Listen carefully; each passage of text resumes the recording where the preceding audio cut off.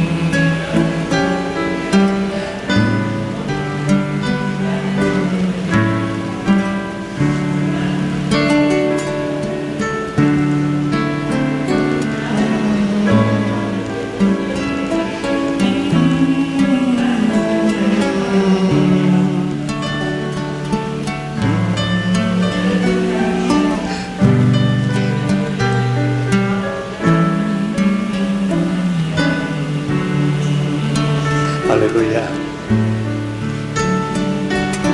¿Alguien más?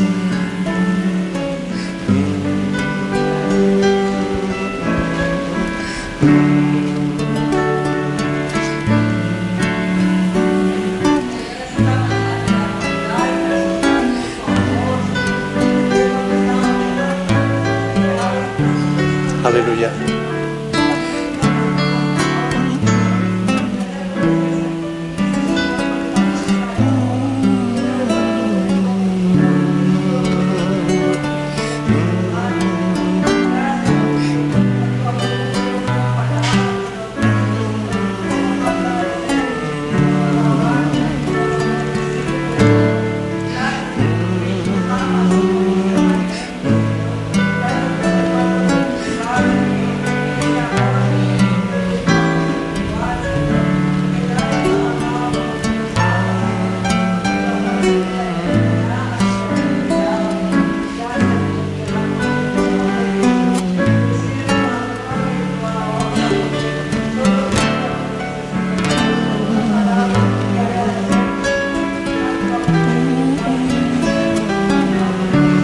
Aleluya.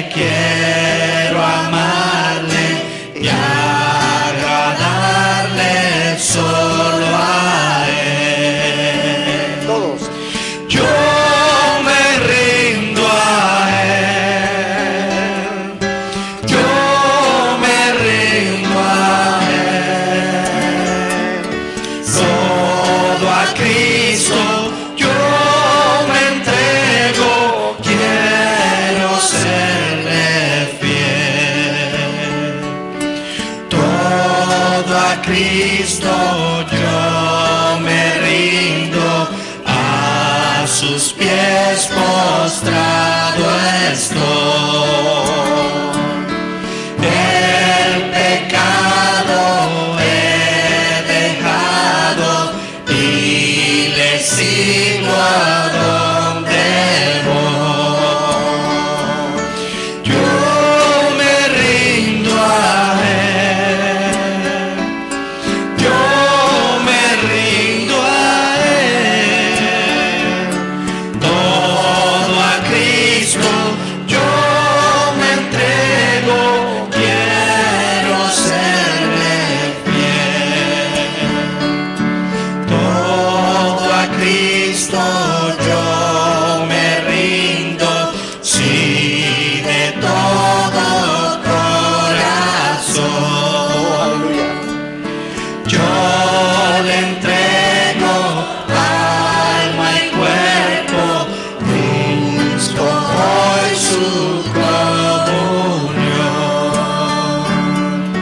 Yo me rindo a Él, yo me rindo a Él, todo a Cristo yo me entrego, quiero serle fiel. Todo a Cristo yo me rindo, siento el fuego de su amor. Oh, que gozo hay en mi alma, gloria, gloria a mi Señor. Yo me rindo a Él, yo me rindo a Él, todo a Cristo yo me entrego, quiero serle fiel. Yo me rindo a Él, yo me rindo a Él, yo me rindo a Él, todo a Cristo yo me entrego, quiero serle fiel. Hoy hay mucha gente que está rindiéndose ante las falsas doctrinas, personas que están rindiéndose ante el pecado, personas que están rindiéndose ante el enemigo de sus propias almas.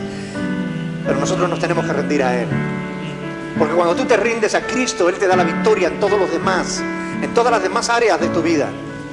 Ríndete a Él y no tendrás que rendirte a nadie más. Aleluya.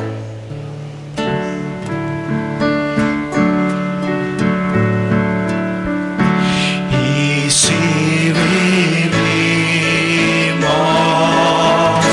para Él vivimos. Y si morimos, para Él morimos. Sea que vivamos o que muramos, somos del Señor, somos del Señor. Sea que vivamos o que muramos, somos del Señor, Tuyos somos, oh Dios, somos del Señor. y de nadie más. Si vivimos, y si vivimos para ti, para Él vivimos. Y si morimos, para Él morimos. Sea que vivamos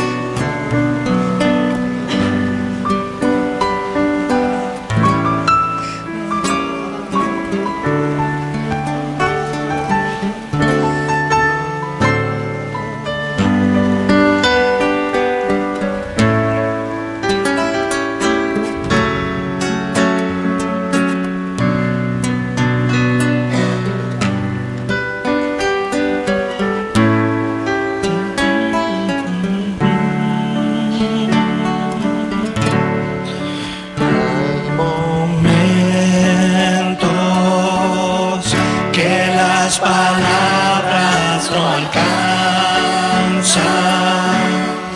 para decirte lo que siento por ti, mi buen Jesús. Hay momentos que las palabras no alcanzan para decirte lo que siento por ti, mi buen Jesús. Yo te agradezco por todo lo que hiciste, por todo lo que haces y todo lo que harás. Yo te agradezco, Señor, por todo lo que hiciste, por mí, por todo lo que haces y todo lo que harás. Hay momentos que las palabras no alcanzan para decirte lo que siento por ti, mi buen Jesús. Hay momentos que las palabras no alcanzan para decirte lo que siento por ti, mi buen Jesús. Yo te agradezco por todo lo que hiciste, por todo lo que haces y todo lo que harás. Yo te agradezco por todo lo que hiciste, por todo lo que haces y todo lo que harás.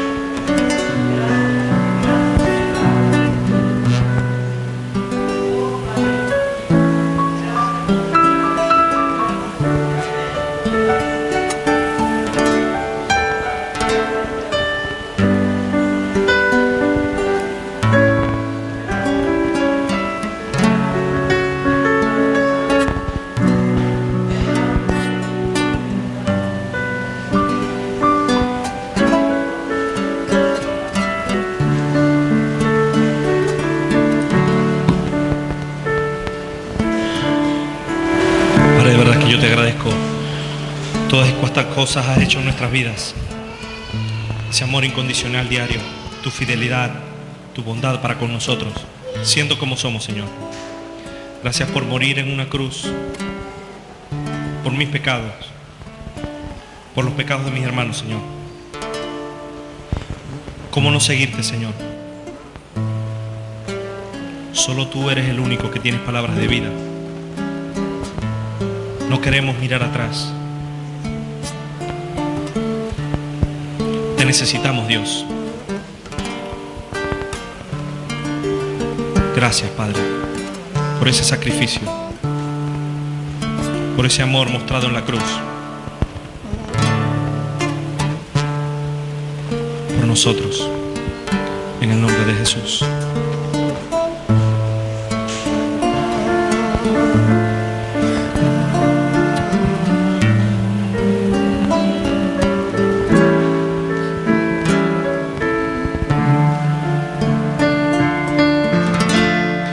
Seguirte solo a ti, Señor.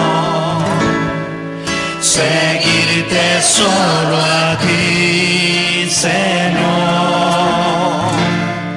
Seguirte solo a ti, Señor. Y no mirar atrás. Seguir tu caminar, Señor. Seguir sin desmayar, Señor. Postrado ante tu altar, Señor. Y no mirar atrás. Seguirte solo a ti.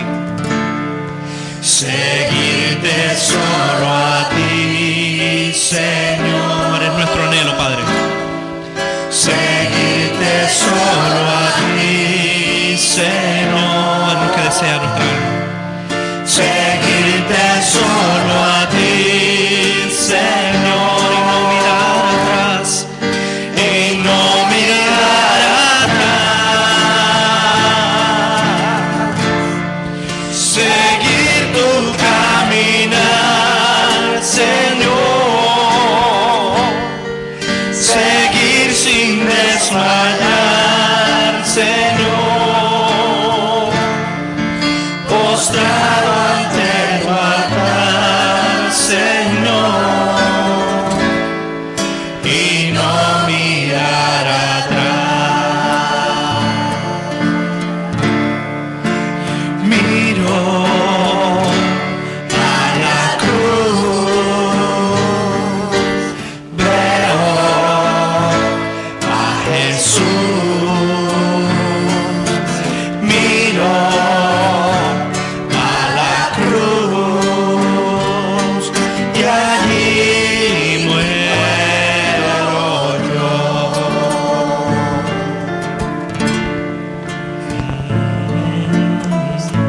Aleluya. Bendito sea tu nombre, Señor. ¿Cómo no seguirte, oh Dios? Solo tú tienes palabras de vida eterna. Aleluya. Alguien que quiere adorarlo, bendecirlo.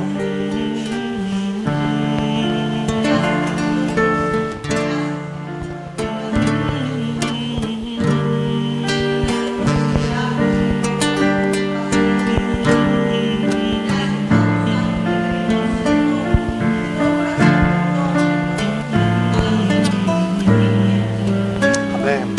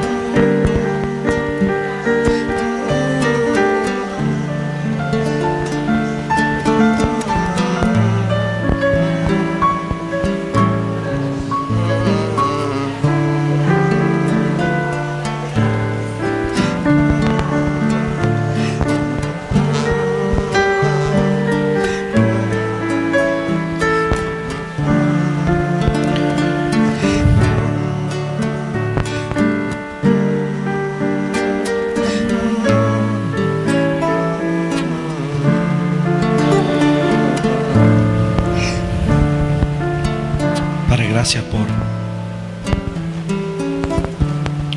estar en pie, gracias a tu misericordia. Gracias por este tiempo que podemos alabarte con libertad, que podemos exaltar tu nombre como tú te lo mereces, Señor. Padre, nos disponemos a escuchar tu palabra,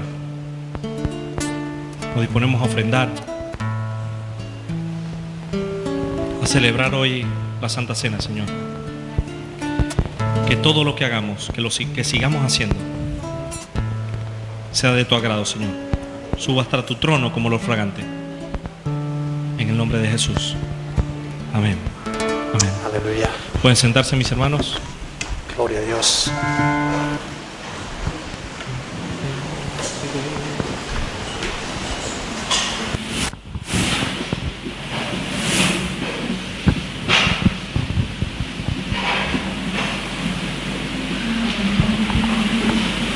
Quiero invitar a los sugieres a que pasen por aquí para recoger las ofrendas. Recordar que de lo que Dios nos ha dado ya, damos en esta mañana para su obra, amén. Con alegría, como dice la palabra.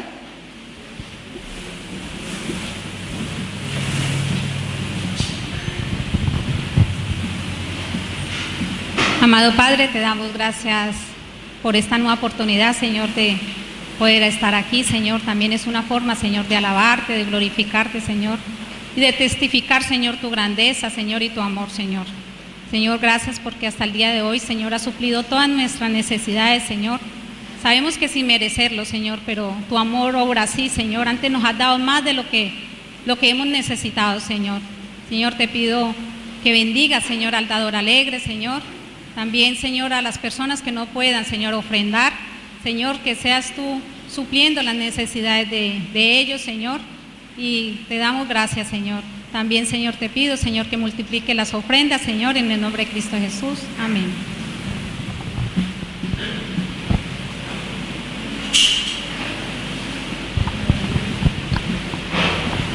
Aprovechamos y damos la oportunidad para el que quiera compartir algún testimonio, algo de lo que el Señor ha hecho en su vida, pues pase por aquí.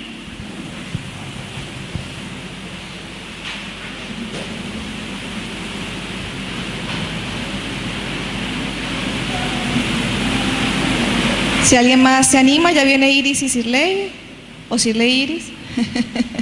Si alguien más tiene algún testimonio, que se prepare.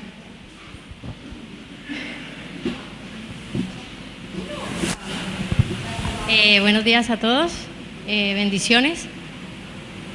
Pues nuestro testimonio es que Iris tiene vencida la residencia y cuando fui a solicitar la renovación tenía vencido el pasaporte venezolano, pues han puesto dificultades por ello, por la guardia y custodia, porque no está sellada, no está firmada, entonces la niña se encuentra ilegal. He llamado al consulado venezolano y han puesto problemas porque desafortunadamente este país pone mucho problema y dicen que tengo que ir a registrar documentos en Venezuela, personalmente con ella, sacarle una cédula venezolana, pero allí en Venezuela, entonces pues para mí es muy complicado, ¿no? Como le dije a la chica de allí, yo llevo 7 años sin ir a Colombia, no he podido ni ahorrar para ir a Colombia, imagínese para ahorrar para ir a Venezuela a registrarla a ella y sacarle cédula venezolana y registrar la patria potestad de ella allí en Venezuela. Le doy gracias a Dios primeramente y a Katia que me ayudó mucho porque estuvimos llamando al consulado, estuve hablando, yo me desesperé como cosa rara, que yo sé que está Dios y en mi vida y con mi hija y conmigo, pero no sé, parece que no me lo creo. Yo me enfadé con la señora y porque pasaron ciertas cosas, Katia me dijo, no te subes, no te subas, no te subas, quédate callada, pero la impotencia me hace de pronto perder los papeles, como se dice. Entonces, no sé, por cosas de Dios, sí lo sé, por cosas de Dios, hemos ido allí, no tenía dinero, como cosa rara, siempre conmigo, no tenía dinero y el viaje para allí costaba 500 euros, tocaba pagar hotel, tocaba pues 3 días de la niña, 3 días míos. Gracias al Señor estaba de vacaciones, fui al banco, me dieron una tarjeta por 600 euros, Fui allí al consulado venezolano, a la niña no le dan pasaporte, pero me dieron un papel provisional por 1 año para poder tramitar documentos. Con ese papel no puedo hacer nada más sino para trámite de documentos, pero darle la gloria a Dios porque de todas maneras Él me solucionó el problema. Y pues aparte de eso, darle gracias porque debido a este inconveniente, nosotras nunca hemos vacacionado, así que estos fueron 3 días de vacaciones o 4 días, nos la pasamos muy bien, gracias a Dios, estuvimos en un hotel, aquí la niña estuvo feliz y nada, pues darle la gloria y la honra a Dios y que no desesperemos, que no desfallezcamos, que de verdad creamos que está Él en nuestras vidas y que Él obra conforme a su voluntad y en su tiempo, que no, las cosas no son como nosotros queremos y en el tiempo que nosotros queremos. Y como me dijo Katia, ¿qué pasa si dice que hay ilegal? No pasa nada, déjala, no, está con salud, que es lo más importante, estamos con Dios y no pasa nada por un papel. Y la verdad que es así. Y bueno, pues agradecerle a todos los que oraron por nosotras para ir y para venir. Y pues nada, que estamos muy contentas y que estamos aquí y dejar todo el resto de trámites en las manos de Dios. Y yo quería darle gracias a Dios porque nos ha dado esa oportunidad de ir allá.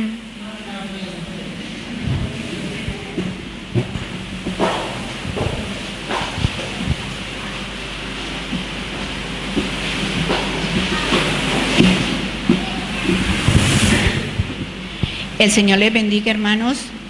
Yo en esta mañana estoy muy agradecida con el Señor, con ustedes, y vengo a comentarles un poquito de lo que el Señor ha hecho con mi nieta Sarita, a darle las gracias a todos ustedes que han estado orando por ella, que me ayudaron en oración, porque les cuento, hermanos, que lo que nosotros estamos viendo en Sarita es un milagro del Señor. Hace 4 meses tuvieron una reunión de médicos porque pues esto está comprobando que fue la vacuna la que en realidad le hizo daño a la niña, que le dañó muchos órganos, muchas cosas de su cuerpo. Cuando hicieron la reunión los médicos decían que una cosa dicen las analíticas y otra cosa era lo que ellos estaban viendo. Y pues para la honra y la gloria del Señor se comprobó que no era nada genético, sino que era la vacuna. Ya en este momento la niña está caminando, un poquito débil todavía de sus piernitas, pero el Señor es grande y maravilloso y está caminando y ya está empezando a hablar. Y el primer nombre que ella dijo cuando empezó a hablar fue el mío.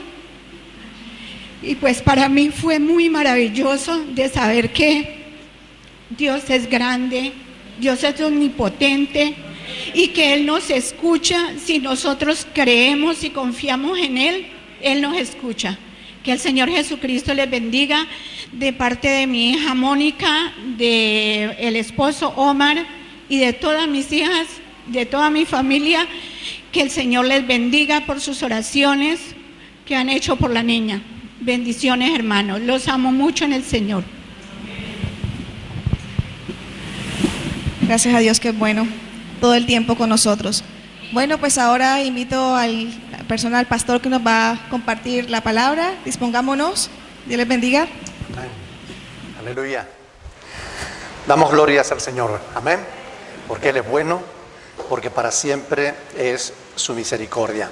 Quiero invitarles a que abran la Biblia por la primera epístola del apóstol Pablo a Timoteo, primera de Timoteo, capítulo 3, donde vamos a leer los 7 primeros versículos de esta epístola. Epístola de Timoteo, primera de Timoteo, capítulo 3, del 1 al 7. Cuando lo tengan, nos ponemos de pie para leer la palabra del Señor. ¿La tienen? Dice la palabra de Dios: palabra fiel. Si alguno anhela obispado, buena obra desea. Pero es necesario que el obispo sea irreprensible, marido de una sola mujer, sobrio, prudente, decoroso, hospedador, apto para enseñar, no dado al vino, no pendenciero, no codicioso de ganancias deshonestas, sino amable, apacible, no avaro, que gobierne bien su casa, que tenga a sus hijos en sujeción con toda honestidad, pues el que no sabe gobernar su propia casa, ¿cómo cuidará de la iglesia de Dios? No un neófito, es decir, no alguien que no esté preparado, no sea que envaneciéndose caiga en condenación del diablo. También es necesario que tenga buen testimonio de los de afuera, para que no caiga en descrédito y el lazo del diablo. Hasta aquí la palabra del Señor. Padre del cielo, te damos muchas gracias, Señor. Infinitas gracias por habernos dejado esta palabra hermosa que podemos meditar siempre que queremos, Señor. Gracias por dejarnos la ayuda inestimable de tu Espíritu Santo, Espíritu de verdad que nos guía a toda la verdad. Que tu Espíritu Santo ilumine hoy nuestro corazón para entender tu palabra.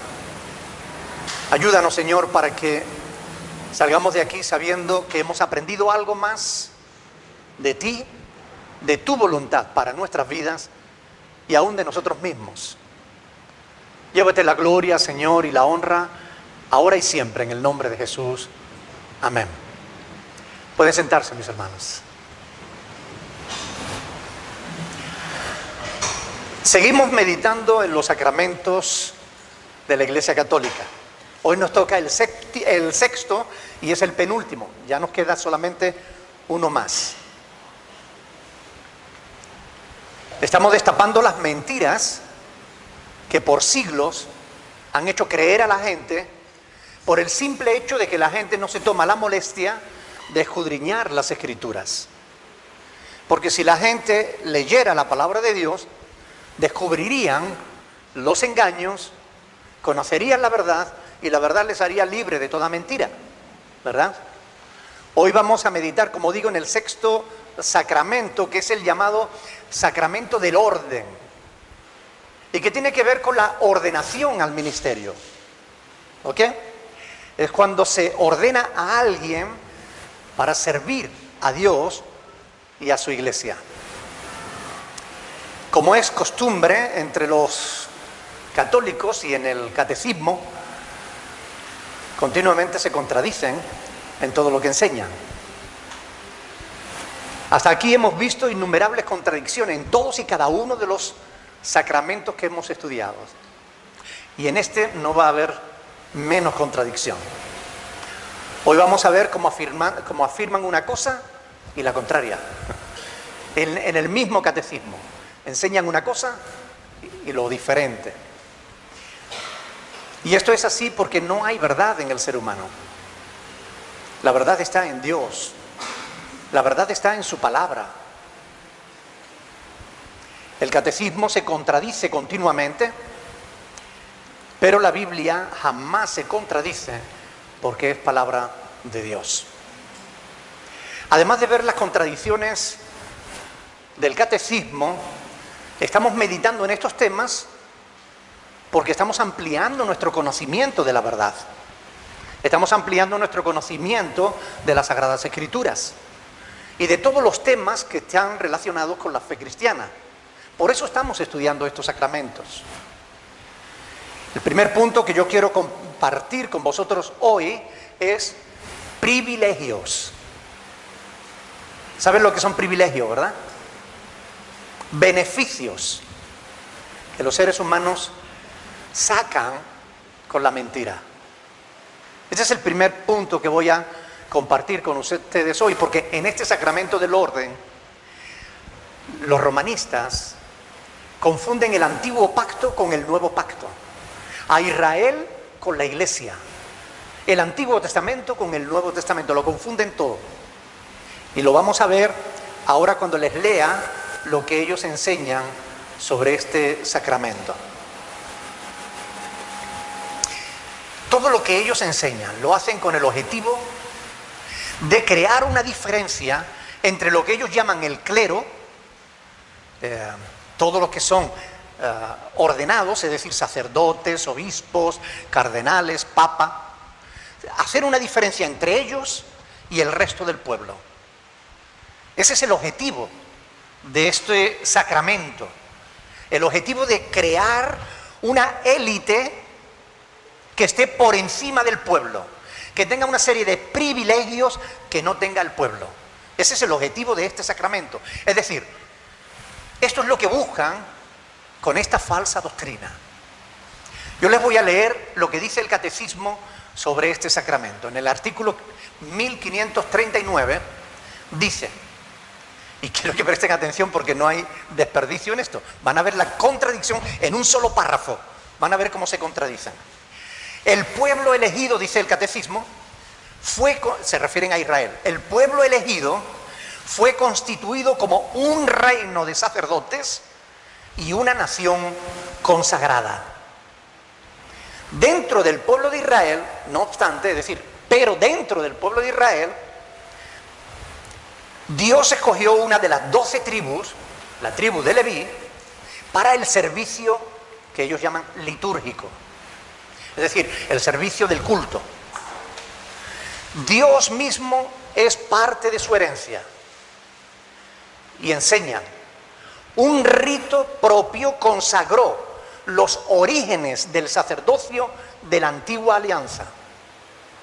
En ella los sacerdotes fueron establecidos para intervenir en favor de los hombres en lo que se refiere a Dios para ofrecer dones y sacrificios por los pecados. Cuando nosotros leemos los textos bíblicos que ellos citan para apoyar esto, nos damos cuenta que efectivamente se están refiriendo a Israel. Dios escogió un pueblo suyo, un pueblo propio, para a través de Israel manifestarse a todo el mundo, mostrarle al mundo cuál era su voluntad. Y dentro del pueblo de Israel escogió una tribu, la tribu de Leví, para que le sirviera a él, es decir, para que estuvieran aparte, para que se dedicaran solo al culto y a atender al pueblo, el conocimiento que se dedicaran al conocimiento de la palabra y a extender la verdad de Dios. Eso fue así en el Antiguo Pacto, eso fue así en el pueblo de Israel. El problema es que cuando fomentamos o fundamentamos una doctrina en el Antiguo Pacto, en el pueblo de Israel, vamos a tener un problema cuando lleguemos al Nuevo Testamento, al Nuevo Pacto, a la Iglesia. Y ellos esto es lo que hacen, mezclan todo en su beneficio. Ustedes saben, porque lo han visto con sus propios ojos, que no hay un obispo de la Iglesia Católica que no viva en una gran mansión o en un palacio. Ustedes lo han visto, ustedes lo saben. Y hablamos de los obispos. ¿Se imaginan los cardenales? Ellos se hacen llamar príncipes de la Iglesia y consideran que el Papa gobierna o reina sobre la Iglesia, porque ellos están tomando la figura del Antiguo Testamento. En el Antiguo Testamento estaba el sumo sacerdote y el Sanedrín, formado por los ancianos.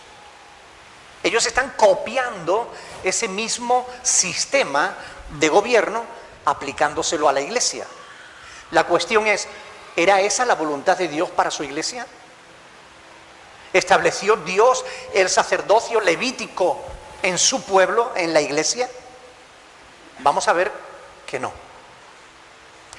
Precisamente porque los hombres abusan de su autoridad. Los hombres abusan de sus privilegios. Los hombres abusan del pueblo de Dios. En el artículo 1544 del Catecismo, ellos dicen: las prefiguraciones del sacerdocio de la antigua alianza encuentran su cumplimiento en Cristo. Fíjese, ellos saben que el sacerdocio levítico termina en Cristo. Porque Cristo se constituyó en el sumo sacerdote de la iglesia. Ya no hay que hacer más sacrificios, porque con un solo sacrificio hizo perfecto para siempre a todos los santificados. Si el sacerdocio levítico era para hacer sacrificios, y ya no hay que hacer sacrificios, ya no se necesitan sacerdotes.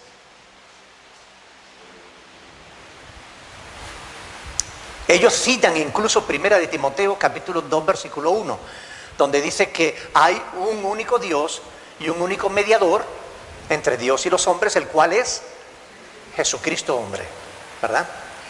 Así que este pasaje que ellos, esta cita que ellos tienen, este artículo de su catecismo, contradice al menos una docena de falsas doctrinas que ellos enseñan en el mismo catecismo. Porque si están enseñando que Cristo es el único mediador, ¿por qué no se enseñan en otros artículos que la Virgen es mediadora? O que los santos son mediadores. Son contradicciones que encontramos en la doctrina de la Iglesia Católica. En la palabra de Dios no hay ninguna contradicción. Porque la palabra de Dios dice que la Iglesia no tiene nada que ver con el antiguo pacto. La Iglesia vive en el nuevo pacto. La Iglesia no es Israel. Una cosa es Israel, otra cosa es la Iglesia. Y si no sabemos diferenciar lo uno de lo otro, cometemos enorme cantidad de errores. Eso pasa, escuchen bien, no solo en la iglesia en la iglesia católica, pasa también en la iglesia evangélica. Multitud de pastores dicen que la iglesia es el Israel espiritual. Y con esa falsa doctrina le aplican a la iglesia parte del pacto antiguo, que ya está caduco, que ya no está en vigor, anulando el nuevo pacto. Por eso hay dentro de las iglesias evangélicas tantos judaizantes. ¿Sabes lo que significa eso?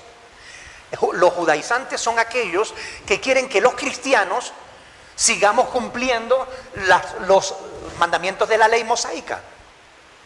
Quieren que nos justifiquemos por medio de la celebración de la fiesta de los judíos. Por eso hay pastores que hasta usan el manto judío. Hay pastores que se ponen la kipá, el gorrito este, ¿ven? Que se ponen aquí los judíos. Hay pastores que celebran las diferentes festividades judías y están fomentando el judaísmo dentro de la iglesia cristiana. No están entendiendo que son dos cosas diferentes. A Israel se pertenece por derecho de nacimiento. A la iglesia tú también tienes que nacer, pero de nuevo. Y es diferente, no tiene nada que ver con la carne y la sangre. Tiene que ver con tu rendición a Dios, con creer a Dios. Cuando tú crees a Dios y le abres tu corazón arrepentido de tus pecados, tú naces de nuevo. Son dos cosas diferentes. El Israel, para salvarse, tiene que cumplir la ley, algo que es imposible para el ser humano. En la iglesia, para salvarte, tú tienes que permanecer en la fe de Cristo. Hay diferencias. No nos justificamos por el cumplimiento de los mandamientos, porque nadie puede cumplir todos los mandamientos de la ley. Y Gálatas capítulo 3 del 10 al 14 es un pasaje que todos deberían tener subrayado en vuestras Biblias. Gálatas 3 del 10 al 14. Yo quiero que lo leamos porque es revelador para este tema de los judaizantes. Quiero que lo lean conmigo. Gálatas capítulo 3 versículo 10. Quiero que lo subrayen estas cosas. Miren, ¿lo tienen? Dice, porque todos los que dependen de la ley, ¿qué dice? ¿Lo han leído? Todos los que dependen de la ley están bajo maldición. Si alguien intenta justificarse por la ley, está bajo maldición. Porque escrito está, maldito todo aquel que no permaneciere en algunas, perdón. En todas las cosas escritas en la ley, en todas. Eso es lo que dice, ¿no? ¿En tu Biblia dice lo mismo o no? Maldito todo aquel que no permaneciere en todas las cosas escritas en el libro de la ley para hacerla. Y que por la ley, escuchen bien, que por la ley ninguno se justifica para con Dios es evidente. Porque el justo, ¿qué dice? ¿Hace falta estudiar teología para entenderlo o se entiende? ¿Se entiende, verdad? Mire, y la ley no es de fe, sino que dice, el que hiciere estas cosas, vivirá. Gracias a Dios, tenemos ahí el versículo 13. ¿Cristo qué hizo? ¿Sabe lo que significa redimir? Nos rescató, nos libró. Cristo nos redimió de la maldición de la ley, hecho por nosotros maldición, como escrito está, maldito todo aquel que es colgado en un madero. Él se hizo maldición por nosotros. Nosotros estábamos condenados y Él se dejó condenar por ti y por mí. Por eso dice, para que en Cristo Jesús la bendición de Abraham alcanzase a los gentiles, a fin de que por la fe, no por la ley, por la fe, recibiésemos la promesa del Espíritu. Miren, pasajes como estos dejan claro que mezclar la ley con la gracia, el antiguo pacto con el nuevo pacto. El antiguo pacto es que si tú te quieres salvar, tienes que cumplir toda la ley. Es absurdo intentar justificarse delante de Dios por las obras de la ley, porque nadie podrá justificarse jamás de ese modo.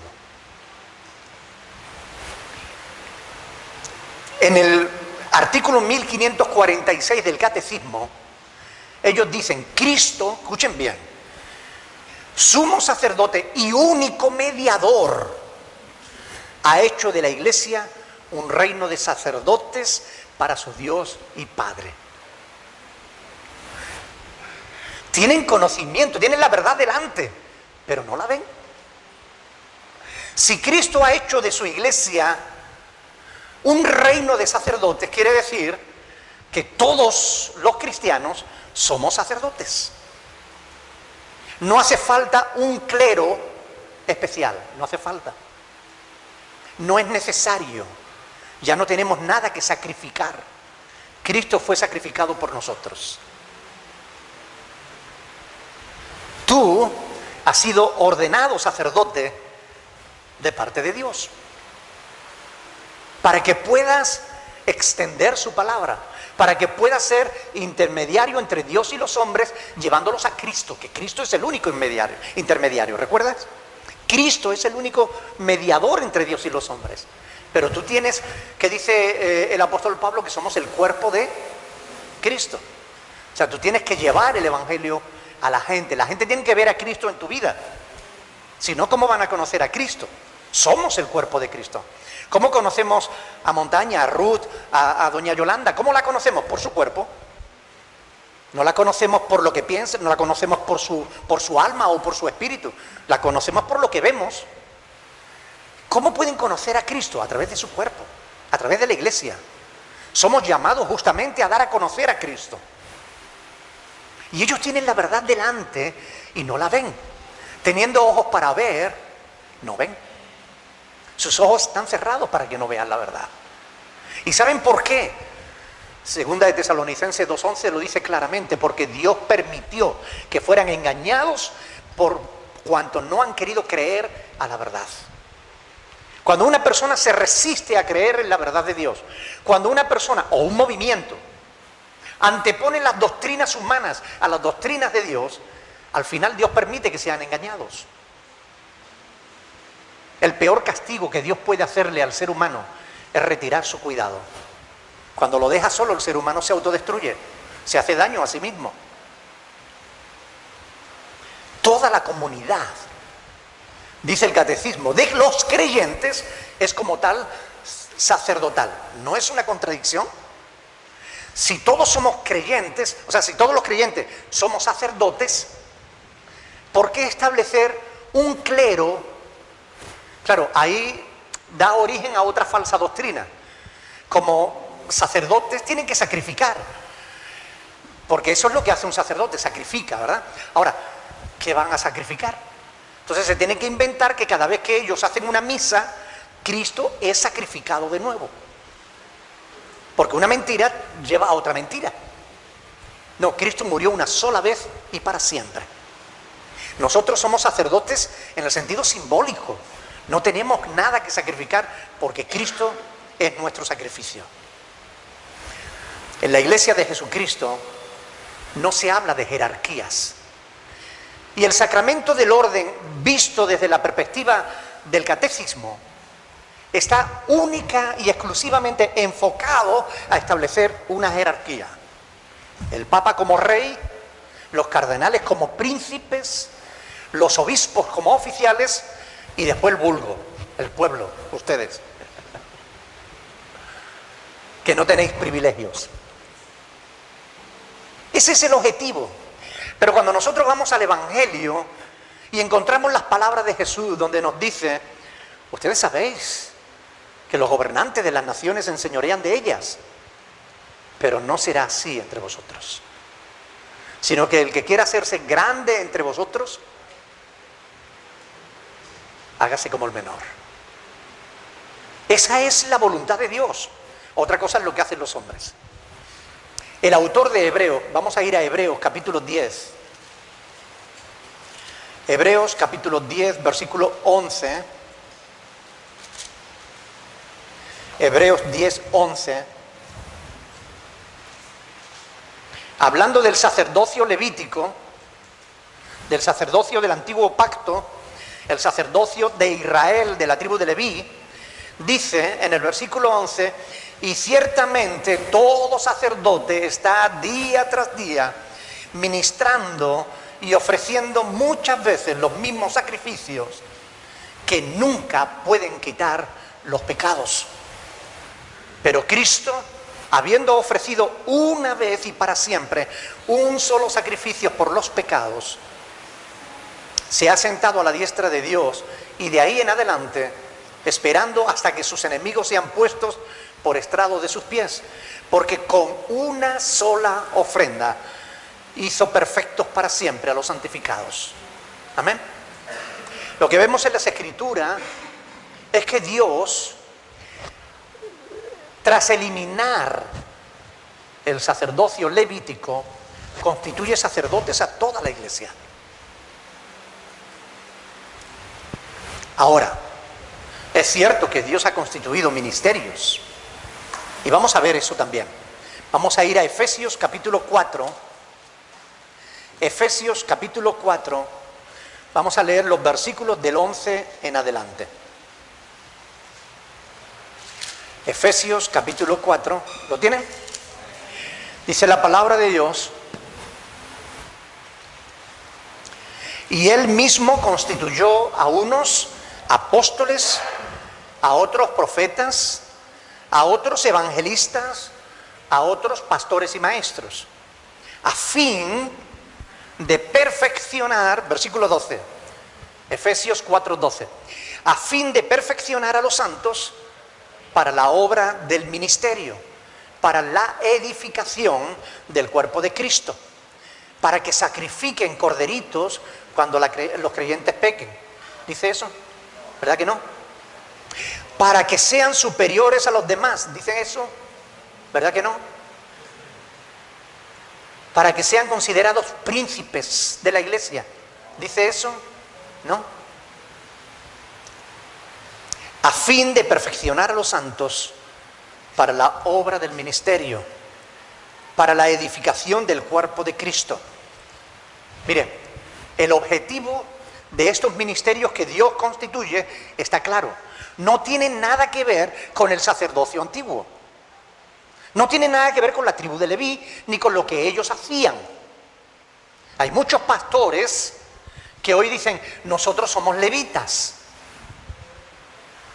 Claro que lo dicen para tener la excusa de poder cobrar diezmos.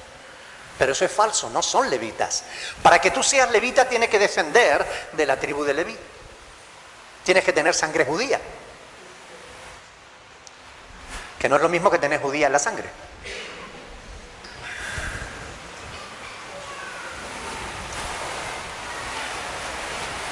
Dios ha constituido ministerios en su iglesia. Y cuando leemos este pasaje nos damos cuenta, y en su contexto, claro, que Dios ha instituido dos tipos de ministerios. No nos referimos al antiguo pacto, ya eso lo hemos dejado detrás. No estamos hablando ahora del sacerdocio levítico, ahora estamos hablando de la iglesia. En la iglesia Dios ha instituido dos tipos de ministerios. Unos temporales y otros para siempre. Los temporales son los apóstoles y los profetas. Porque en el capítulo 2 de Efesios, versículo 20, se nos dice que la iglesia está edificada sobre el fundamento de los apóstoles y profetas. Es decir, Dios usó a los apóstoles y a los profetas para escribir la palabra de Dios, para escribir el fundamento. Pablo dice en 1 Corintios 3:11 que nadie puede poner otro fundamento que el que está puesto, el cual es Jesucristo.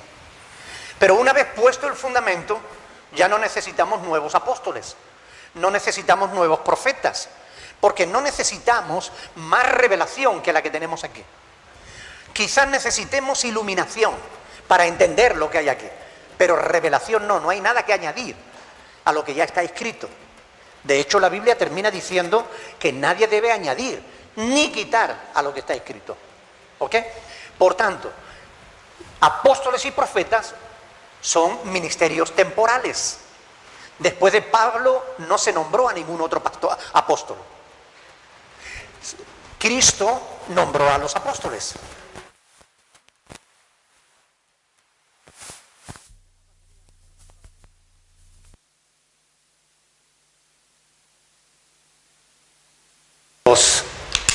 Los problemas del directo. Cristo nombró a los apóstoles, pero los apóstoles nombraron pastores. Y tenemos en el pasaje que hemos leído de 1 de Timoteo capítulo 3, tenemos los requisitos que los apóstoles exigían a alguien para ser nombrado pastor. En Tito capítulo 1 también tienen ahí los requisitos que se exigen para ser pastor. Pero ser pastor no tiene nada que ver con ser sacerdote, en el sentido levítico de la palabra. Nosotros tenemos un objetivo claro y bien definido en la palabra de Dios en el pasaje que hemos leído. Efesios capítulo 4, versículo 12. Hemos sido constituidos pastores y maestros a fin de preparar a los santos para la obra del ministerio. Ese es el objetivo del ministerio pastoral. Pero oiga, no hay diferencia entre los pastores y el resto de la iglesia. No hay diferencia. Somos uno más en la iglesia. El pastor no es la cabeza de la iglesia. Por ahí andan algunos diciendo que el pastor es la cabeza de la iglesia. No, señor. La cabeza de la iglesia sigue siendo Cristo. Cristo no desapareció. Cristo está en el cielo a la derecha del Padre. Pero sigue siendo la cabeza de la iglesia. El pastor no representa a Cristo. El Espíritu Santo representa a Cristo en medio de la iglesia. El pastor simplemente es uno más que tiene una función determinada que hacer. Lo mismo que los sugieres están para dar la bienvenida, recibir y buscar un asiento a las personas que llegan. El pastor está para exponer la verdad y para enseñarla, para aconsejar, para animar, para ayudar. Pero es una responsabilidad claramente establecida en su palabra y no tiene nada que ver con el sacerdocio levítico ni con el antiguo pacto. Por eso es muy importante que entendamos bien la palabra de Dios, porque cuando no la entendemos, o nos engañamos o nos engañan. Por eso es importante conocer bien las Sagradas Escrituras. Segundo punto. Hemos visto que ellos buscan privilegios, ¿verdad? Ahora, el segundo punto, ellos buscan exclusividad. ¿Saben por qué? Porque una de las cosas que ellos dicen en el catecismo es, escuchen bien, para la ordenación legítima de un obispo, es decir, de un pastor, se requiere hoy la intervención especial del obispo de Roma, es decir, del Papa. ¿Por qué dicen esto? que no tiene fundamento ninguno en la palabra de Dios. Esto se lo sacan de la manga como muchísimas otras cosas que no tienen el más mínimo sentido bíblico. Lo dicen porque es una ardiz, es una trampa, para que ellos decir, la iglesia verdadera somos nosotros. Y si usted, por muy pastor que sea, no ha sido nombrado por el Papa, usted no es pastor. Si usted, como obispo, en la Biblia, ustedes lo pueden comprobar en Hechos capítulo 20, la palabra pastor, obispo y anciano son tres sinónimos para un único ministerio, el ministerio pastoral. Se puede llamar obispo, se puede llamar pastor o se puede llamar anciano. De las tres formas se les llama en la Biblia. Pues bien, ellos dicen, si tú eres obispo o pastor, pero no te ha nombrado el Papa, tu ministerio no es legítimo. ¿Qué hacen de esa forma? Decir, somos exclusivos, somos los únicos. Eso es falso. No tiene el más mínimo fundamento bíblico. Pablo encargó a Timoteo que fuera nombrando ancianos, pastores, en las diferentes iglesias. Después se lo encargó también a Tito, que fueran nombrando ancianos en las diferentes iglesias que él iba fundando. No solo el Papa.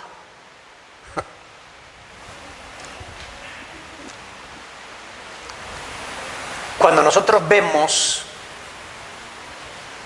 las Sagradas Escrituras, no vemos ni un solo pasaje bíblico que hable del Papa, ni uno. Ya estuvimos estudiando sobre este tema. No vamos a abundar más en esa falsa doctrina. Pero el Papa no es nadie. ¿Lo he dicho claro? El Papa no es nadie para abrogarse el derecho de decir quién es pastor o quién no lo es.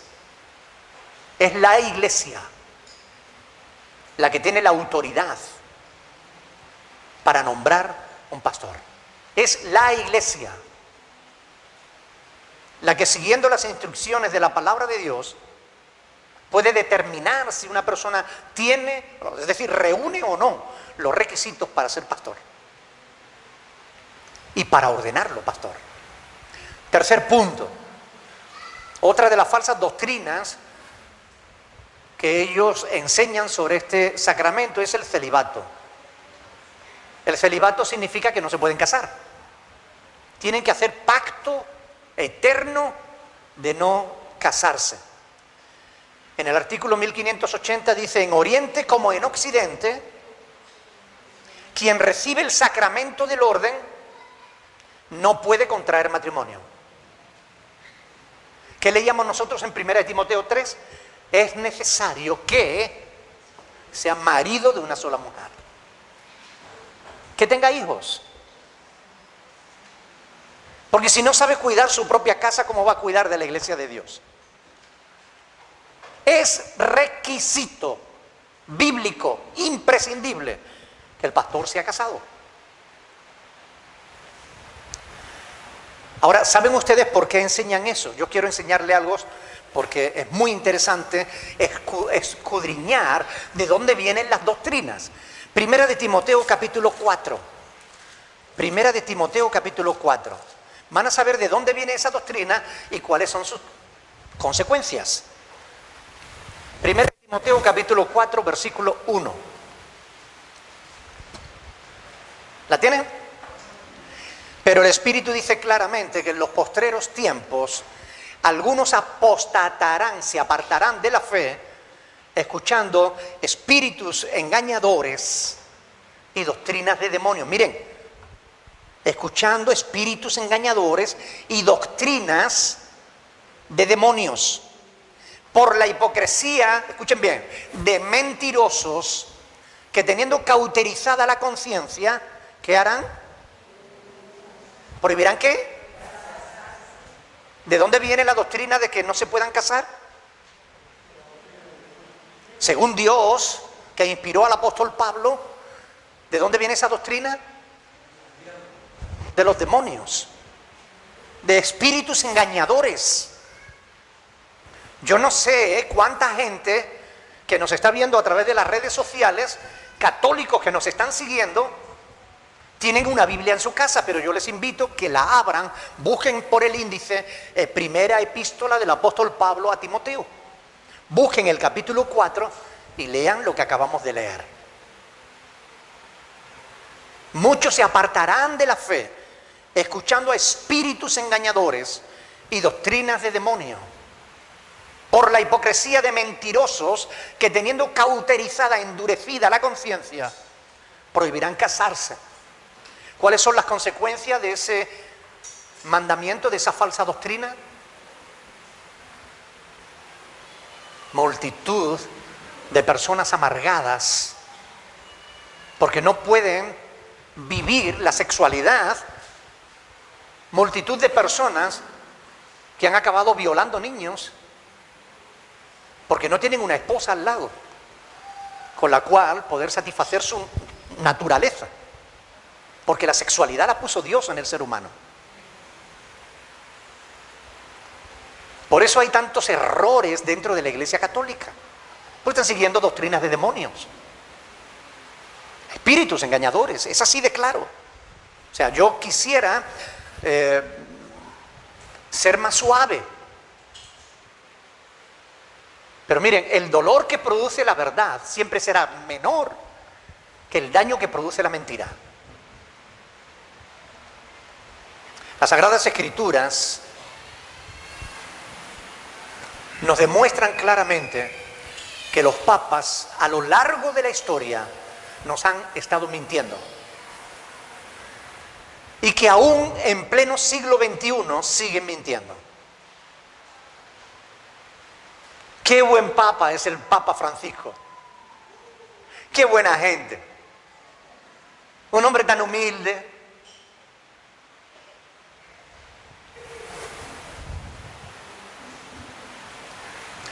Si fuera humilde, se sometería a Dios antes que a los hombres. Los apóstoles dijeron, cuando los fariseos, los religiosos de su tiempo le dijeron, no os hemos prohibido que sigáis enseñando en el nombre de Jesús, ellos dijeron, juzgad vosotros si es justo delante de Dios obedecer a los hombres antes que a Dios. Los apóstoles no se sometieron a las autoridades humanas. No es humilde el que se somete a los hombres, sino el que se somete a Dios. Ahora quiero aprovechar este tema para hacer algunas aclaraciones, porque hay algunas cuestiones que han provocado muchísima confusión, no ya dentro de la Iglesia Católica, sino en el pueblo cristiano. Y quiero aprovechar esta oportunidad para aclararlos. Déjenme decirles algo. No es fácil ser pastor. No es fácil. Al menos no serlo a la manera de Dios. Ser pastor como los apóstatas es muy fácil. ¿A quién no le gusta vivir bien? Hacerse rico, ¿verdad? La fama, el poder, el prestigio. Pero eso no es ser pastor. Eso es ser falso pastor. Ahora, los verdaderos pastores, aquellos que de verdad tenemos un compromiso con Dios, serio, firme, un compromiso de vida, no es fácil, oiga. Yo quiero aclarar esto porque hoy en día hay muchísima gente que está menospreciando el ministerio pastoral. Hay mucha gente rebelde que está resabiada porque han descubierto que sus pastores eran falsos pastores. León Tolstoy dijo, cuando un indígena descubre que el tótem, ¿sabe lo que es un tótem? Es una madera labrada que ellos adoraban, los indígenas. Ahí en la rotonda que hay cerca del hospital hay un par de tótems, ¿ok? Bueno, León Tolstoy decía, cuando un indígena descubre que su tótem no es un Dios de verdad, no significa que no haya Dios. Significa que él Estaba adorando a un Dios falso. Que haya falsos pastores no significa que no haya pastores de verdad. Lo sabemos. Y no pocos, muchos en todo el mundo están perseverando en la sana doctrina, en medio de un mundo que se corrompe. Pero no son pocas las voces que se levantan contra el ministerio pastoral. Algunos lo niegan y tratan de usar la Biblia para negar lo que es innegable, que Dios ha instituido los ministerios. Bíblicamente no hay base alguna para negar el ministerio pastoral, ni tampoco para negar cuál es el objetivo, el fin del ministerio pastoral. Desde Cristo hasta nuestros días ha habido una transmisión de generación en generación del ministerio. Cristo lo delegó en los apóstoles en los pastores y ha llegado hasta nuestros días. La pregunta es, miren, quiero que vean conmigo en 1 Timoteo en Efesios capítulo 4. Efesios capítulo 4, quiero que vean algo importante. Donde estábamos hablando del objetivo del ministerio pastoral. Efesios 4, versículo 12. Porque dice, evangelistas, pastores y maestros, dice, a fin de perfeccionar a los santos para la obra del ministerio, para la edificación del cuerpo de Cristo. Dos preguntas. ¿Ya somos perfectos? ¿Ya estamos total y absolutamente edificados como cuerpo de Cristo? Hasta que todos lleguemos a la unidad de la fe. ¿Todos los cristianos estamos unidos en la misma fe? No. No es verdad. No es verdad. Deberíamos. Por eso Dios ha instituido los ministerios, a fin de que luchemos por la unidad de la fe. Pero mire, para que estemos unidos en la fe, tenemos que saber cuál es la fe. La fe que fue una vez entregada. Porque es una fe. Justamente en este mismo capítulo, en el versículo, mire, versículo 5. Un Señor, una fe. Una fe. La fe cristiana no son muchas fes, aunque haya muchas religiones que se hagan llamar cristianas, o haya muchos grupos que se hacen llamar cristianos y enseñan cosas distintas unos de otros. Los ministerios, los pastores, estamos establecidos para llegar a la unidad de la fe. Dice, hasta que todos lleguemos a la unidad de la fe y del conocimiento del Hijo de Dios. ¿Ya todos conocemos plenamente al Hijo de Dios? Mientras estas cosas no se cumplan totalmente, el ministerio pastoral seguirá siendo necesario. Porque para eso lo ha puesto Dios en la iglesia. Para perfeccionar a los santos, para la obra del ministerio. Todo estudiante serio de la Escritura sabe que el ministerio pastoral tiene un fundamento absolutamente bíblico. Decir que no necesitamos pastores hoy, que Cristo es nuestro pastor, es espiritualizar la palabra y llevarla más lejos de donde Dios ha querido que la llevemos. Necesitamos pastores.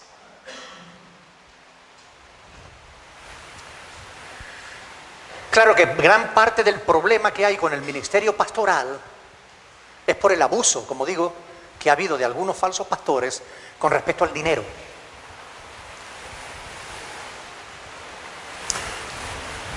Una de las batallas más crueles, más encarnizada, se da justamente en ese tema. ¿Tienen derecho el pastor a ser sostenido por la iglesia? ¿Sí o no? Muchísimas voces se están levantando diciendo que no. Ahora, todo estudiante serio de la palabra de Dios sabe que sí, porque lo ha establecido Dios en su propia palabra. 1 Corintios capítulo 9. Mire lo que dice Pablo. 1 Corintios capítulo 9, versículo 14. ¿Lo tiene? Así también ordenó ¿quién? ¿Quién? El Señor. A los que anuncian el Evangelio, que vivan del Evangelio. Es una orden divina. Es una orden del Señor. Está claro. Desde el principio, Dios estipuló que quienes le servían tenían derecho a ser sostenidos por el pueblo. No solo en el Antiguo Testamento en Israel, también en la iglesia.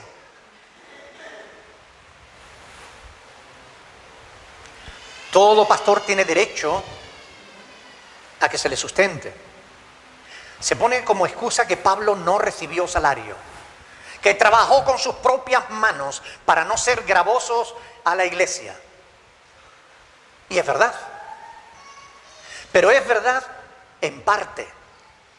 Y tú y yo sabemos que toda media verdad es una mentira completa. Porque es verdad que Pablo no cobró de la iglesia de Corinto por los problemas que allí había en aquella congregación. Pero la Biblia nos enseña que sí recibió sustento de otras congregaciones que él había fundado. Uno de los pasajes más conocidos de la Biblia es Filipenses 4:13. Todo lo puedo en Cristo que me fortalece. Amén. Ese es el versículo 13. Pero si ustedes leen desde el versículo 10 hasta el versículo 20, sabrán de qué estaba hablando Pablo. Pablo no estaba diciendo que tú puedes ser un Superman. Pablo lo que estaba diciendo es que estaba dándole gracias a la iglesia de Filipo porque habían vuelto a mandarle para su sostenimiento. Y él dice, hermano, estoy acostumbrado a no tener, todo lo puedo en Cristo que me fortalece. Pero les está dando gracias porque lo estaban sosteniendo en su ministerio. Algunos afirman, Jesús jamás cobró por predicar. Y son ignorantes de las Escrituras. Ayer puse un comentario en el Facebook, dije que algo así como que el problema no es ser ignorantes, es no querer dejar de serlo. Ese es el verdadero problema. Porque el que es ignorante, la ignorancia tiene cura. Pero hay algunos que no se quieren curar. Si usted lee el Evangelio de Lucas en el capítulo 8, en los 3 primeros versículos, ahí se nos dice que Cristo sostuvo su ministerio por ofrenda de las mujeres que le seguían. Jesús trabajó con sus manos de carpintero. Oiga, los 3 años últimos de su ministerio y de su vida, él no trabajó de carpintero. Cualquiera que lea los evangelios sabe que Jesús iba de un lugar para otro, predicando el evangelio, total y absolutamente dedicado a la obra. No podía estar trabajando de carpintero. La carpintería la tenía en Nazaret y él estableció en Capernaum su lugar, su cuartel general. Y de Capernaum iba a un lugar y a otro y volvía otra vez a Capernaum. Él no estaba trabajando en los 3 últimos años y medio. Y fue sostenido por ofrendas. Y Pablo fue sostenido por ofrendas. Y no hay nada de malo en esto. Lo único de malo es que hay algunos sinvergüenzas, falsos ministros, que están abusando del pueblo de Dios. ¿Y saben por qué? Porque es una estratagema del diablo. El diablo quiere destruir a la iglesia. Y sabe que para destruir a la iglesia, primero tiene que destruir el ministerio. Tiene que destruir a los pastores. Porque mientras haya pastores velando por la iglesia, el diablo lo va a tener muy crudo. Así que, ¿cómo podemos atacar a los pastores? ¿Cómo podemos desvirtuar el ministerio pastoral? Al diablo se le encendió la bombilla y ya está. Hay gente que son codiciosas, que son avariciosas, que quieren tener oro, plata, lujo, fama. Cojamos a esos pecadores, pongámoslos como pastores, que le roben a la iglesia y así la gente dirá, no, a los pastores no hay que seguirlos, son unos sinvergüenzas todos. Pero no todos lo somos. Es una estratagema del diablo para la destrucción del ministerio. Miren, algunos dicen que trabajen. El que no quiera trabajar, que tampoco coma. Y coge un texto, lo saca de su contexto como pretexto. ¿Saben por qué dijo Pablo eso? Porque en Tesalónica, en la iglesia de Tesalónica, igual que al principio en Jerusalén, ante la expectativa de que Jesús iba a venir pronto, algunos dijeron, ¿para qué vamos a seguir trabajando si el Señor viene ya?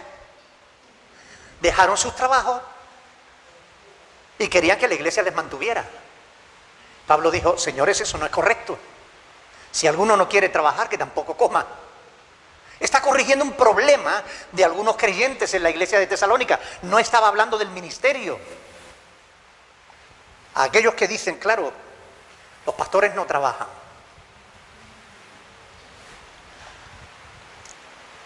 Yo les quiero hacer una pregunta. ¿Qué trabajo realiza el político que se dedica a dormir en el Senado cuando no está llevándose el dinero del pueblo a Suiza? Y sin embargo, les pagamos. ¿Es verdad o no? ¿Qué hace a tu favor el funcionario que está sentado en el ayuntamiento y que cuando tú vas a pedir información te trata hasta mal?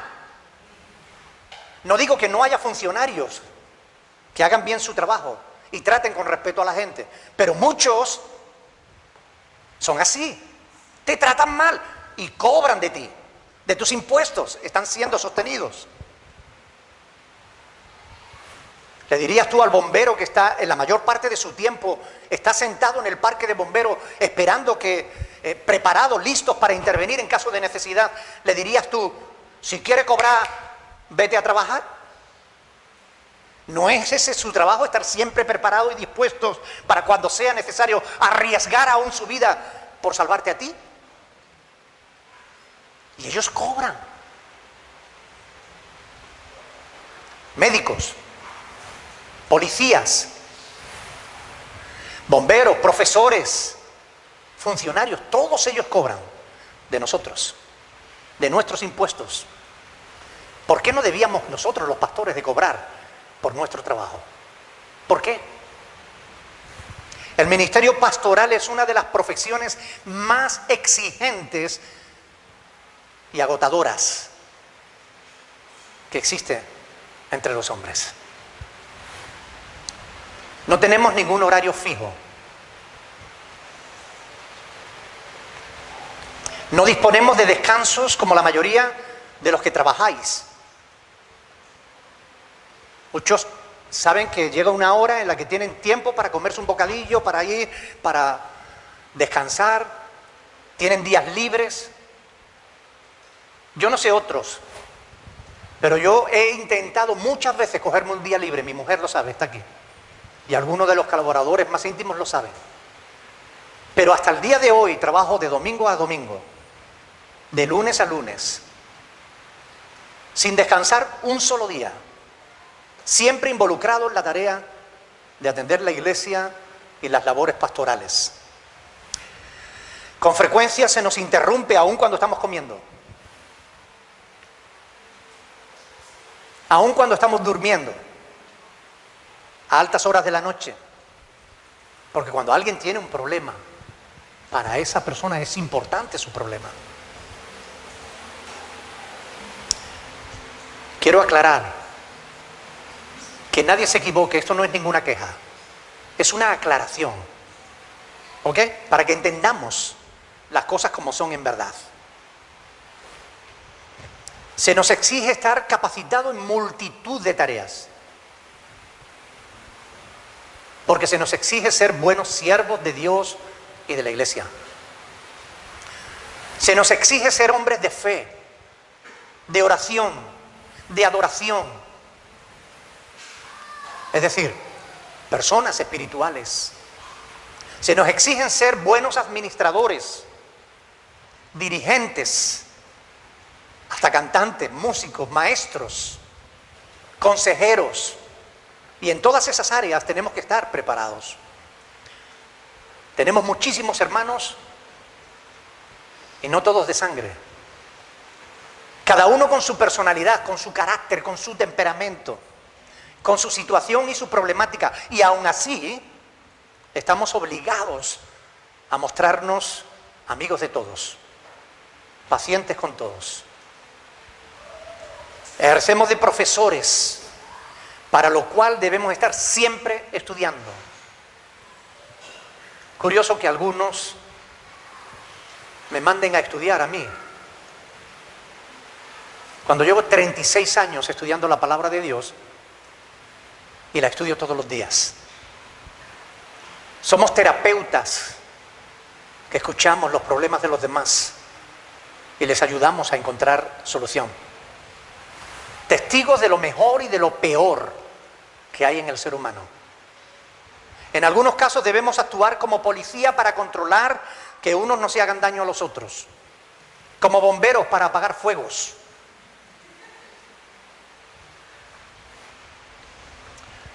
Fuegos que se levantan por las chispas de la lengua. Y todo esto, 24 horas, 365 días al año. Y todavía hay alguno, no lo voy a calificar porque no quiero entrar en eso, que dice, pues si quiere cobrar, trabaje, sin vergüenza.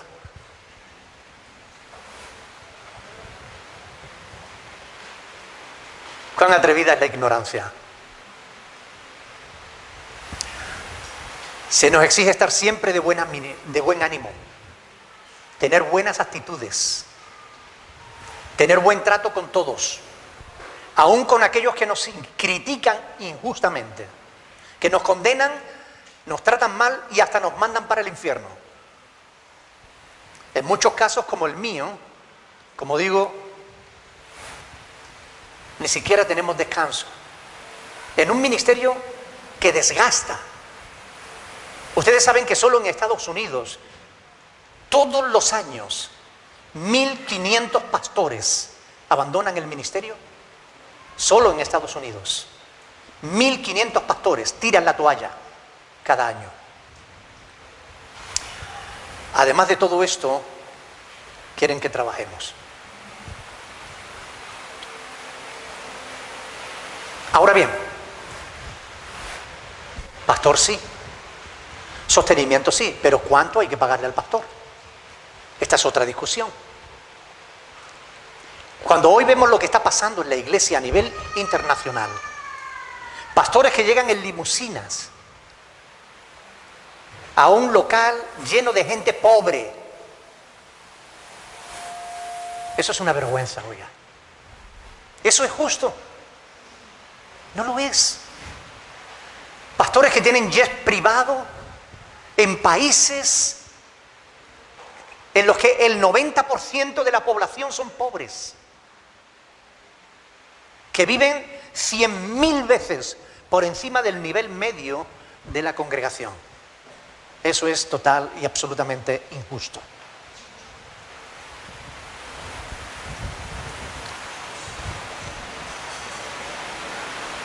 Así que aun cuando los pastores tengamos derecho a ser sostenidos,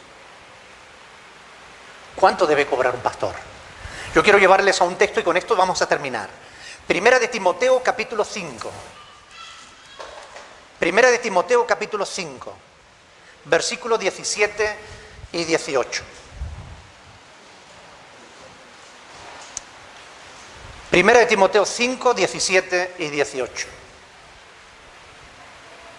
Que haya gente que abuse no significa que el pastor no tenga que cobrar. Primera de Timoteo 5, del 17 al 18. Los ancianos, es decir, los pastores, que gobiernan bien, sean tenidos por dignos de doble honor. Mayormente los que trabajan en predicar y en enseñar. Pues la Escritura dice, no pondrás bozal al buey que trilla, y digno es el obrero de su salario. Quiero explicarles este pasaje para que lo puedan entender en profundidad, porque a veces cuando leemos la palabra nos quedamos a oscuras.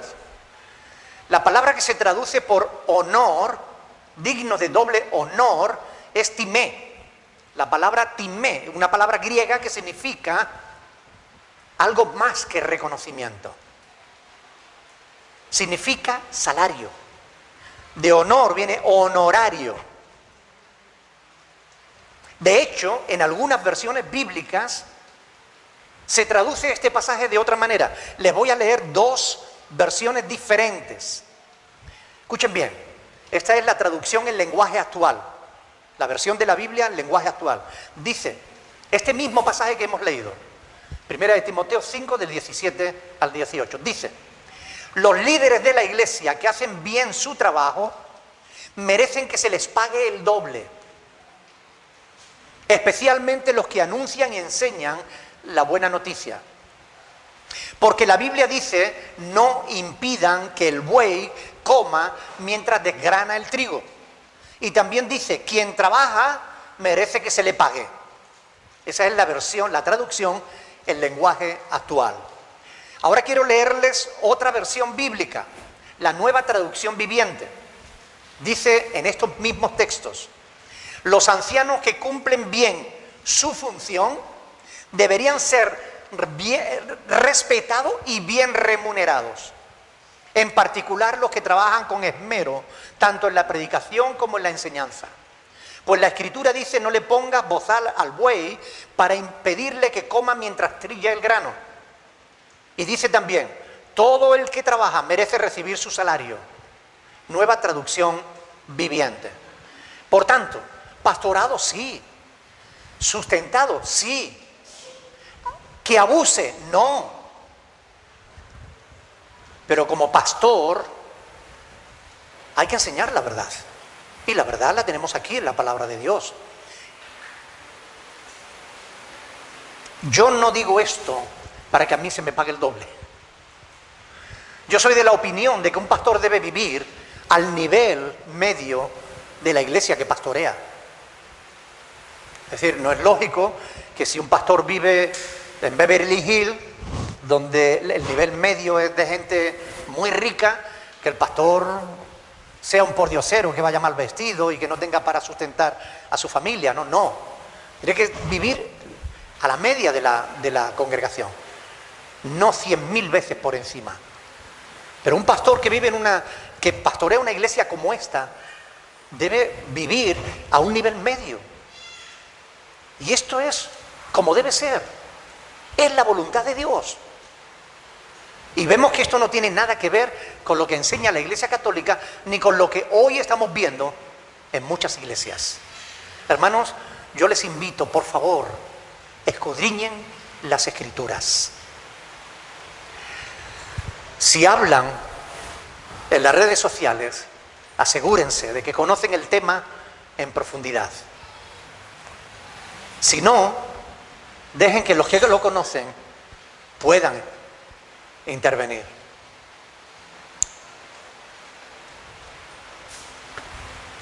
Ya terminamos con el sexto sacramento.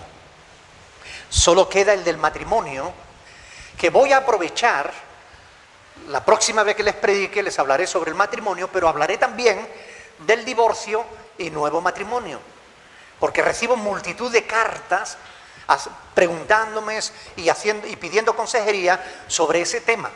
Así que cuando toquemos el séptimo sacramento sobre el matrimonio, hablaremos de matrimonio, divorcio y nuevo matrimonio. Para que podamos ver qué es lo que la palabra de Dios nos enseña.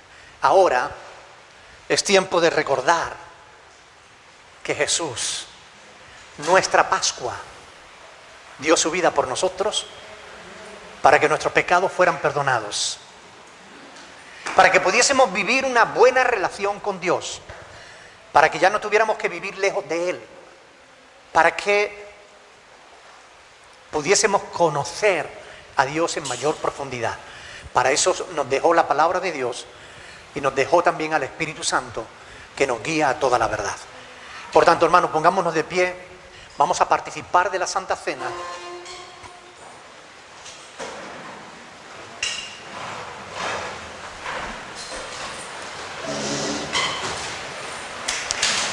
Gracias por vuestra paciencia. Sé que ha sido un poquito largo el sermón de hoy, pero era necesario hacer estas aclaraciones porque la iglesia no es solamente un lugar de adoración. es también un lugar de aprendizaje. Y tenemos que aprender para que cuando hablemos de cualquier cosa lo hagamos con conocimiento de causa. Me gustaría que orásemos al Señor. Ustedes saben que la Santa Cena es el recordatorio del sacrificio de Cristo en favor de cada uno de nosotros. Pero es necesario que para acudir a la invitación que el Jesús nos hace y acercarnos a su mesa, es necesario que primero nos examinemos a nosotros mismos. Porque mediante este acto lo que hacemos es decirle al Señor: gracias porque puedo tener comunión contigo. Y gracias porque puedo tener comunión con mis hermanos. Pero si tú no tienes comunión con Dios, o no tienes comunión con tus hermanos, si participas de la Santa Cena, estarías haciéndolo de una manera hipócrita. Estarías haciéndolo indignamente, sin comprender, sin discernir el cuerpo y la sangre del Señor. Por eso es necesario que todos nos examinemos a nosotros mismos. La Biblia nos dice que el pastor decida quién puede o quién no puede. Ni que el presbiterio, ni que la iglesia, ni que los diáconos. No. Cada uno nos tenemos que examinar a nosotros mismos. Y miren, hermanos, déjenme decirles algo. La palabra de Dios está escrita para que no pequemos. Pero si alguno hubiere pecado, abogado tenemos para con el Padre, a Jesucristo el justo. Y Él es la propiciación, la paga por todos nuestros pecados. De modo que si confesamos nuestros pecados, Él es fiel y justo para perdonar nuestros pecados y limpiarnos de toda maldad. Por tanto, si hay pecado en tu corazón, si hay algo que no está bien, si has ofendido a Dios, a tu esposa, a tu hijo, a tu papá, si estás enojado con tu hermano, ahí donde estás, cierra tus ojos, pídele perdón a Dios y comprométete en esta mañana a pedirle perdón a quien has ofendido. Y acércate a la mesa y participa. Pero cuando salgas de este lugar, ve rápido a esa persona y pídele perdón. Porque es la voluntad de Dios que todos participemos. La invitación no es para un grupo de elegidos, de privilegiados. La invitación es para todos nosotros, para todos los que hemos creído que Jesús murió por nuestros pecados. Voy a pedir que nuestra hermana Carolina, por favor, pase por aquí. También nuestra hermana Estela. ¿Dónde está Estela? Pase por aquí, por favor.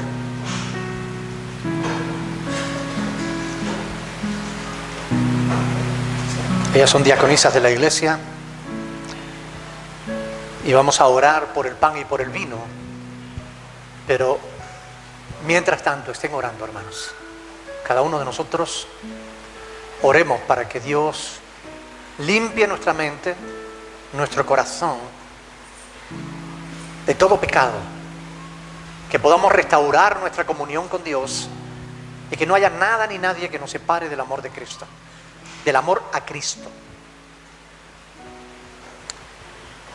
Adelante, hermanas, pueden orar. Señor, en esta hora te damos gracias por Dios, por este pan, que es símbolo del cuerpo que tú verdad, Señor, que tú eres despedida, Señor, con nosotros, Señor, porque a nosotros nos ofrecemos, ¿verdad?, que esa cruz, pero tú hiciste por amor, de abundancia, a través de Jesucristo, hoy vamos a tener comunión, Amén. con tu Padre, con nuestros hermanos. Te damos gracias en el nombre de Jesús. Amén.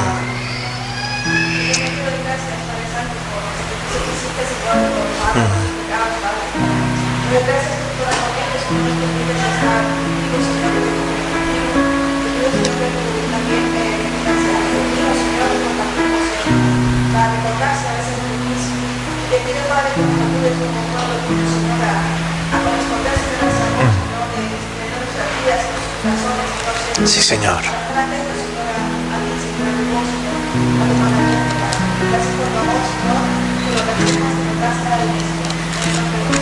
Amén.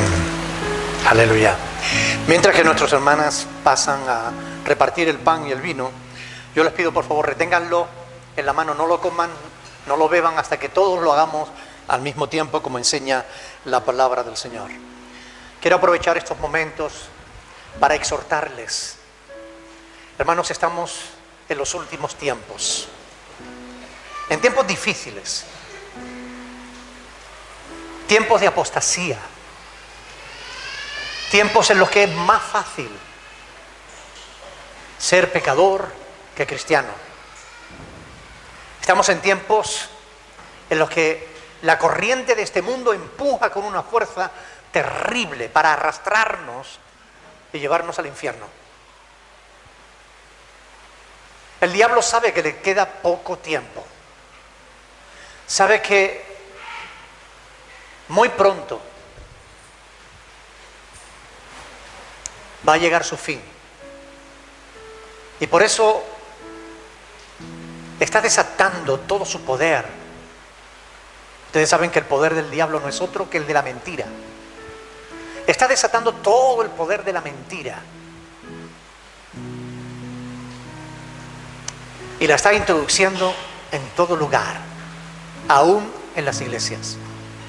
Su objetivo es engañar aún a los escogidos. Por tanto, tenemos que estar alerta. Tenemos que estar vigilantes, atentos, conociendo la palabra de Dios y sabiendo que la venida del Señor está cerca. Es por eso que, sabiendo que el juicio de Dios se acerca, no podemos dormirnos, no podemos despistarnos. Es necesario que estemos con nuestras lámparas encendidas, porque en cualquier momento vamos a oír la voz del Señor llamándonos para acudir a su encuentro. Dios quiera que ninguno de los que estamos aquí en esta mañana deje de oír la voz de Dios porque esté distraído o dormido o entretenido en las cosas de este mundo. Yo les pido, hermanos, sean fieles a Dios. Tanto más cuando veis que el día se acerca. Sean fieles a Dios. Dediquen tiempo a las cosas del Espíritu. Muchas veces algunos cristianos se quejan de que las cosas no les van bien, de que tienen problemas y dificultades. Pero miren, muchas veces los problemas y las dificultades nos las buscamos nosotros mismos, porque no estamos ocupados en las cosas del Espíritu, sino en las cosas de la carne. Y es necesario que si vivimos por el Espíritu, andemos también en el Espíritu.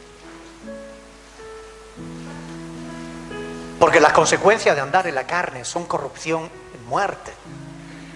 Mientras que el fruto de andar en el Espíritu es gozo, paz, vida.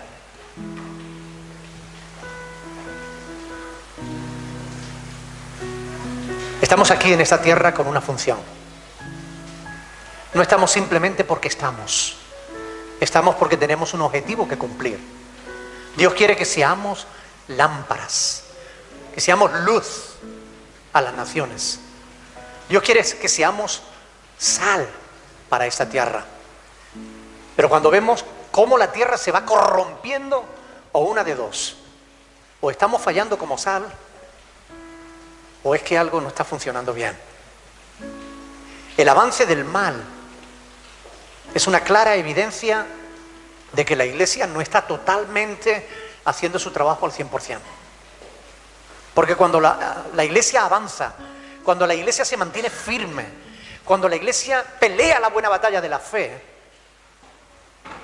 las puertas del Hades no prevalecerán contra la iglesia. Huyen en el avance de la iglesia. Pero cuando los cristianos se distraen, cuando pierden el tiempo en cosas que no son importantes, cuando no dedican tiempo a su vida espiritual, cuando no oran, cuando no leen o estudian la palabra de Dios, la fe se debilita, el espíritu se debilita Y todos sabemos que el espíritu está dispuesto, pero la carne es débil. Pero si el espíritu se debilita, también se debilita su disposición. Por favor, hermanos, por el bien. No solamente nuestro propio bien, nuestra propia salvación, sino por la salvación de tanta gente que nos rodean, que aún no conocen al Señor. Y es algo que debiera de darnos vergüenza.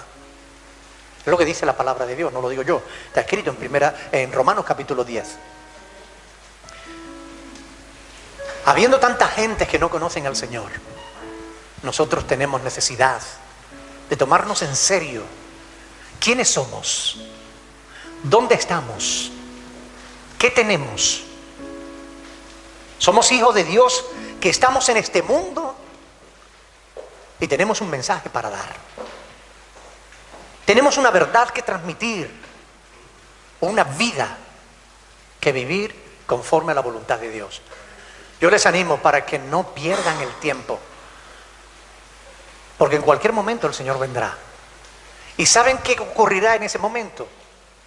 Todo lo demás habrá dejado de tener importancia. Todo.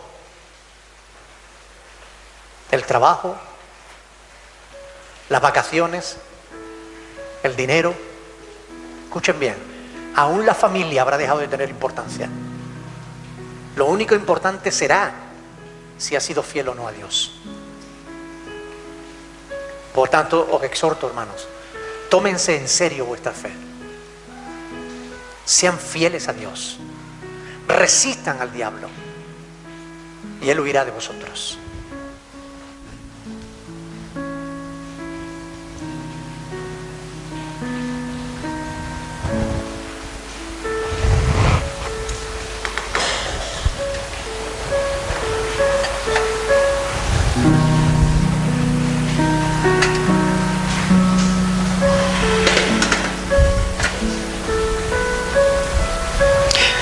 Siguiendo las instrucciones de la palabra del Señor en el Evangelio, dice la Escritura que cuando el Señor Jesús había cenado, tomó el pan, lo partió y habiendo dado gracias, lo dio a sus discípulos diciéndole: tomad, comed todos de él, porque esto es mi cuerpo que por vosotros es partido.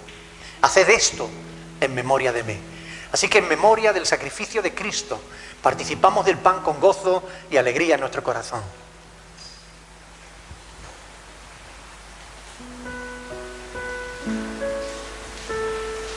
Bendito sea tu nombre, Señor.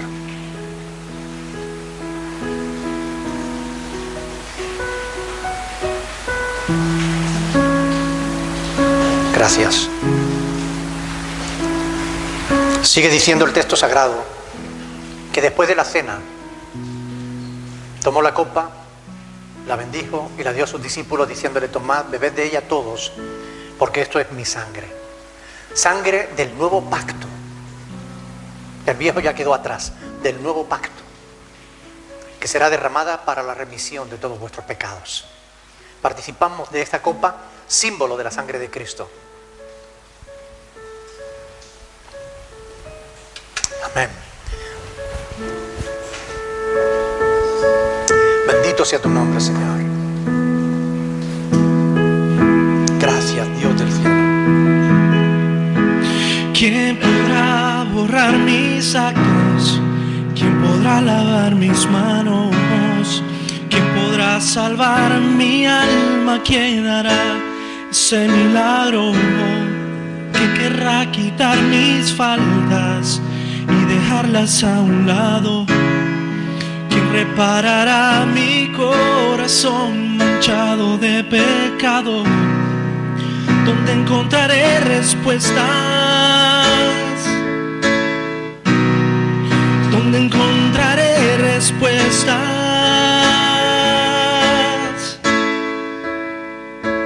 En ti la justicia y la gracia se besaron. En ti los profetas encontraron la esperanza de este mundo. Y cumpliste la escritura de antaño, y así me salvaste por amor.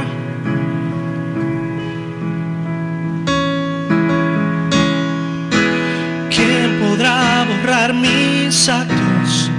¿Quién podrá lavar mis manos? ¿Quién podrá salvar mi alma? ¿Quién hará ese milagro? ¿Quién querrá quitar mis faltas y dejarlas a un lado? ¿Quién reparará mi corazón manchado de pecado? ¿Dónde encontraré respuestas? ¿Dónde encontraré respuestas?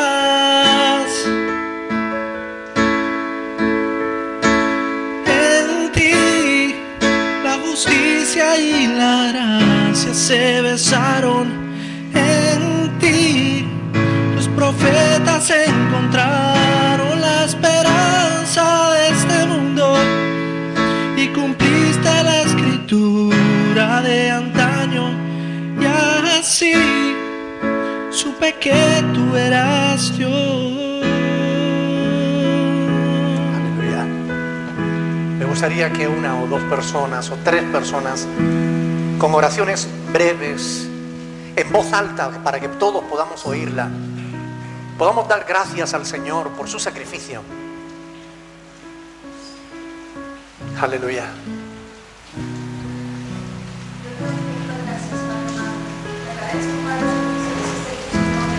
Aleluya. Gracias.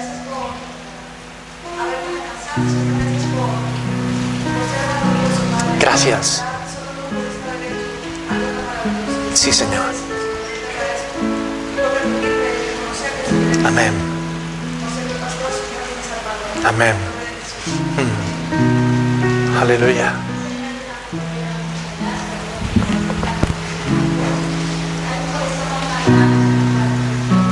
Amén.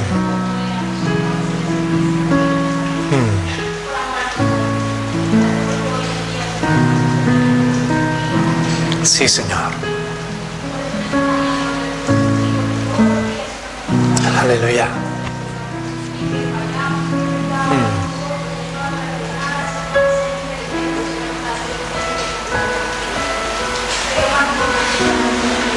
Amén.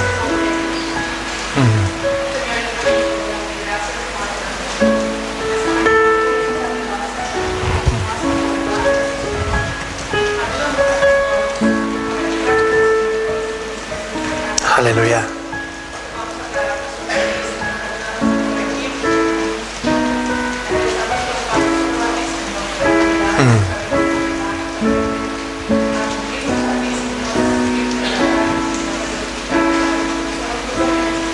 Amén.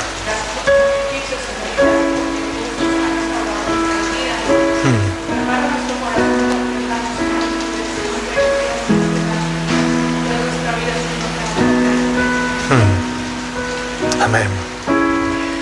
En verdad sí, Señor, te alabamos y te bendecimos por tu bondad para con todos nosotros.